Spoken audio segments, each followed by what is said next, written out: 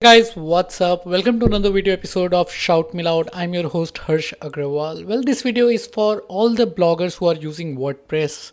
So WordPress has released WordPress 5.8 version, and the biggest thing that you should know is WordPress 5.8 brings WebP support. So you might be using JPEG or PNG image format. Now you can use WebP format natively in WordPress. And it is a big deal, especially Google has made site speed as a ranking factor. This is a very big deal. And according to Google own test, WebP images are almost 30-35% smaller than the JPEG or other image format. And if you're on WordPress, you should definitely start using WebP images.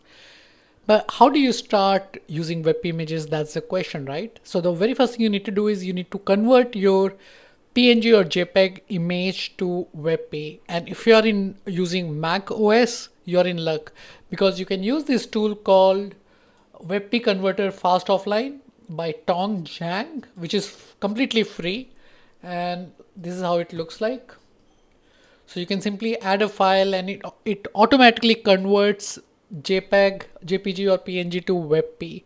Now that's not all. Once you have converted your image into WebP, you can actually use any online tool like this one, compress or die, and compress this WebP images. And when I tried this, it actually compressed another 50%, which is significant. And especially if you're using an image heavy blog or website, this is going to change the overall speed of your website, make it more faster, which is going to have a significant impact on your user experience and also on your SEO.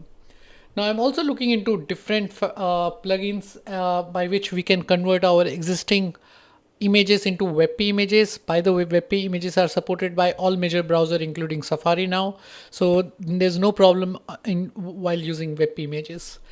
And yeah, pretty much that's it for today. I'll leave the link of both the tool, this tool and this WebP compressor in the description. You can check it out from there.